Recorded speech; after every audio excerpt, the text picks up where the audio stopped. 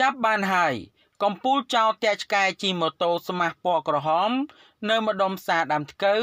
ក៏ដូចជានៅម្ដុំទួលទំពូងជាដើមបងប្អូនជាទីគោរពរាប់អាននេះហើយគឺជាចោលតាក់ឆ្កែយ៉ាងសកម្មនៅម្ដុំទួលទំពូងផ្សារដើមថ្កូវម្ដុំបឹងត្របែកក៏ដូចជានៅកន្លែងផ្សេងទៀតដែលពលរដ្ឋលោកបានរាយការណ៍មកថាមានករណីកើតឡើងនៃការតាក់ឆ្កែតែងតែកើតមានឡើងយ៉ាងច្រើនហើយជនទាំងពីរនាក់នេះគឺតាក់យ៉ាងសកម្មតែម្ដងនៅពេលដែលចាប់បានបែរជាអះអាងថាខ្លួនមិនសូវបានតាក់ទេនៅក្នុងមួយថ្ងៃតាក់2ក្បាលទៅ3ក្បាលតែប៉ុណ្ណោះដែលករណីនេះផងដែរក្រុមចោរទាំងពីរនាក់នេះគឺបានរកស៊ីគ្រឿងស្ទើរតែគ្រប់ទីកន្លែងនៅក្នុងរាជធានីភ្នំពេញក៏ដូចជានៅតំបន់ជាច្រើននៅប៉ុន្មានថ្ងៃមុនខ្ញុំបាទទើបតែធ្វើការផ្សាយជូននឹងរាយការណ៍ពាក់ព័ន្ធជាមួយនឹងក្រុមលោកចៅបាទតាក់ឆ្កែទាំងនេះថ្ងៃនេះចាប់បានសូមអបអរសាទរនិងអរគុណយ៉ាងខ្លាំងដល់សមត្ថកិច្ចជំនាញដែលលោកបានស្រាវជ្រាវហើយនឹងចាប់បានទាន់ពេលវេលាចំពោះចៅទាំងពីរនាក់នេះដែលតែងតែធ្វើសកម្មភាពយ៉ាងសកម្ម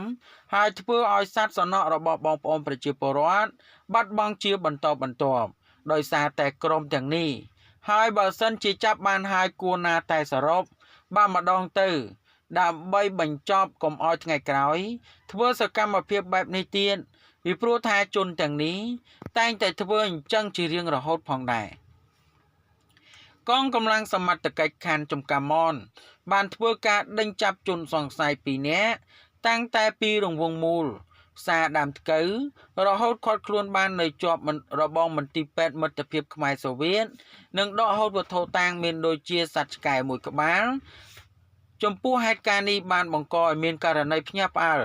នៅវេលាម៉ោង 1:50 នាទីរំលងអត្រាឈានចូលនៅក្នុងថ្ងៃទី16ខែកក្កដាឆ្នាំ2021ស្ថិតនៅក្នុងសង្កាត់ទំនប់ទឹកខណ្ឌបឹងកេងកងនៃរាជធានីភ្នំពេញជនសង្ស័យទាំងពីរនាក់ដែលសមត្ថកិច្ចចាប់ឃាត់ខ្លួនបានរួមទី1ឈ្មោះវត្តភេទប្រុសអាយុ43ឆ្នាំទី2ឈ្មោះស្នាភេទប្រុសអាយុ30ឆ្នាំអ្នកទាំងពីរគឺមានមុខរបរមិនពិតប្រាកដគឺតាក់ឆ្កែរស់នៅក្បែរស្ពានអាកាសស្ទឹងមានជ័យនៅក្នុងសង្កាត់ស្ទឹងមានជ័យទី2ខណ្ឌមានជ័យនៃរាជធានីភ្នំពេញបើយោងទៅតាមសមត្ថកិច្ចដែលតាមឃាត់ខ្លួនជនសង្ស័យខាងលើនេះបានគឺគាត់បានប្រាប់ឲ្យដឹងថាមុនពេលកើតហេតុកម្លាំងសមត្ថកិច្ចជិះម៉ូតូល្បាតនៅក្នុងភូមិសាស្ត្ររបស់គាត់ក៏ប្រទះឃើញជនសង្ស័យ2នាក់ជិះម៉ូតូមួយគ្រឿងម៉ាកស៊ុយស៊ីគីស្មាពណ៌ក្រហមពាក់ស្លាកលេខភ្នំពេញ 1AA68 និង49និង3ឆ្កែ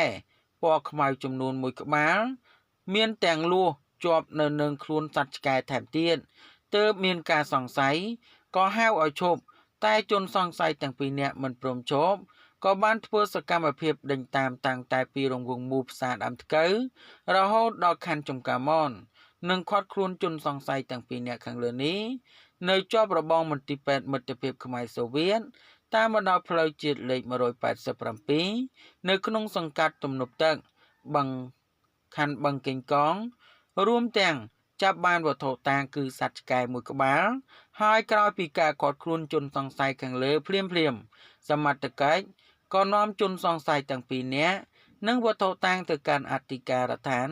នគរបាលខណ្ឌចំការមនដើម្បីរៀបចំចាត់ការទៅតាមនីតិវិធីនៃច្បាប់ផងដែរចំពោះជនសង្ស័យទាំងពីរខាងលើដែលជាចោរតាក់ឆ្កែនេះគឺកំពុងតែធ្វើឲ្យពលរដ្ឋមានករណីខឹងសម្បារយ៉ាងខ្លាំងនៅប៉ុន្មានថ្ងៃមុនពលរដ្ឋដែលហាត់ប្រាណក៏ដូចជាពលរដ្ឋដែលបានឃើញផ្ទាល់នឹងភ្នែកចំពោះសកម្មភាពចោរទាំងនេះគឺតាក់នៅពីមុខម្ចាស់ដោយមិនខ្លាចរអាប៉ុន្តែនៅពេលនេះចាប់បានហើយនៅក្នុងចាប់បាននេះក៏សង្ឃឹមថាសមត្ថកិច្ចនឹងបូកសរុបយកទាំងការទាំងដើមតែម្ដងពីព្រោះថាជននេះតែងតែធ្វើសកម្មភាពនៅពេលកន្លងទៅដែលធ្វើឲ្យមានករណីព្រួយបារម្ភយ៉ាងខ្លាំងដល់សត្វសំណក់ដែលចិញ្ចឹមដោយពលរដ្ឋនោះដូច្នេះព័ត៌មាននេះមានប៉ុណ្ណឹងដើម្បីទទួលបានព័ត៌មានថ្មីបន្ថែមទៀតសូម Subscribe និង Like